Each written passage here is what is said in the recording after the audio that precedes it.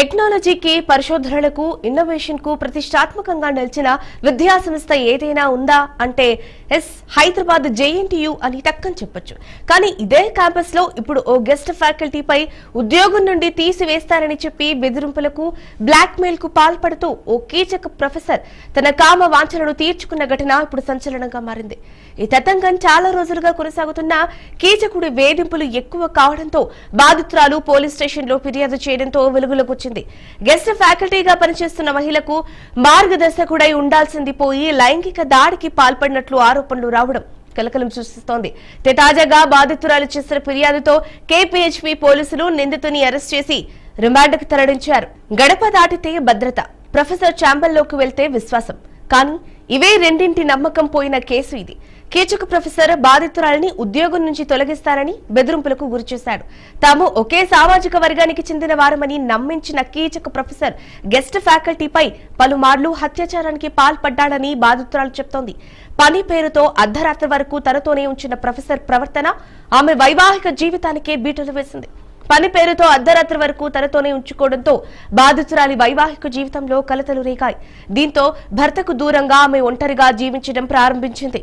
బాధితురాలు ఒంటరిగా ఉండటాన్ని అవకాశంగా తీసుకున్న ప్రొఫెసర్ శారీరకంగా, మానసికంగా మరింత వేధించడం మొదలుపెట్టాడు. తన ఛాంబర్లోనే ఆమెపై అత్యాచార యత్నం చేసినట్లు కూడా బాధితురాలు తన ఫిర్యాదులో పేర్కొంది.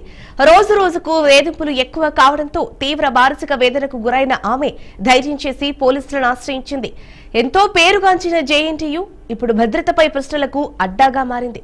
ఇప్పుడు ఇదే టాపిక్ నగరంలో చర్చనీయాంశంగా మారింది. దీనికి సంబంధించిన మరింత సమాచారాన్ని మా బీఆర్కే ప్రతినిధి సుప్రియ అందిస్తారు.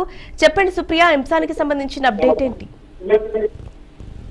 ఝాన్సీ జేఎన్టీయూలో దారుణ ఘటన వెలుగు చూస్తుందని చెప్పాలి. అయితే తన వద్ద గెస్ట్ ఫ్యాకల్టీగా పనిచేస్తున్న మహిళ ఓ ప్రొఫెసర్ లైంగిక దాడికి పాల్పడినట్లు కూడా ఆరోపణలు వచ్చాయి. అయితే బాధితురాలి ఫిర్యాదు మేరకు చూస్తే అయితే నిందిత ప్రొఫెసర్ ను కేపీహెచ్పీ పోలీసులు అరెస్ట్ చేసి రిమాండ్ కి తరలించారు. అయితే ఈ ఘటన ఆలస్యంగా వెలుగులోకి వచ్చింది. నిందితుడు బాధితురాలి ఉద్యోగం నుంచి తొలగిస్తానని బెదిరింపులకి గురి చేశాడు. అయితే తమిద్దరము ఒకే సామాజిక వర్గానికి చెందిన వారం కాబట్టి కొన్ని మాయా మాటలు చెప్పి ఆమెని నమ్మించి పలుమార్లు ఆమె పైన అత్యాచారానికి కూడా పాల్పడ్డట్టు తెలుస్తుంది. అయితే పని పేరుతో అర్ధరాత్రి వరకు తనతోనే ఉంచుకోవడంతో బాధితురాలి వైవాహిక జీవితంలో కలతలు రేగాయి. అయితే దీంతో భర్తకు దూరంగా ఆమె ఒంటరిగా జీవించడం ప్రారంభించింది. ఆ తర్వాత ఇద్దరికి ఇటు భార్యాభర్తలకి మధ్య గొడవలు అవ్వడము, తరచుగా అయితే ఆమె భర్తని దూరం పెట్టడం కూడా జరిగింది. తర్వాత బాధితురాలు ఒంటరిగా ఉంటుందని అవకాశంగా తీసుకున్న ప్రొఫెసర్ శారీరకంగా, మానసికంగా ఆమెని మరింత వేధించడం మొదలు పెట్టాడు. అయితే తమ ఛాంబర్ లోనే ఆమెపై అత్యాచార యత్నంకి చేసినట్లు కూడా బాధితురాలు తన ఫిర్యాదులో పేర్కొంది. అయితే రోజు రోజుకి వేధింపులు ఎక్కువ కావడంతో ఆమె తీవ్ర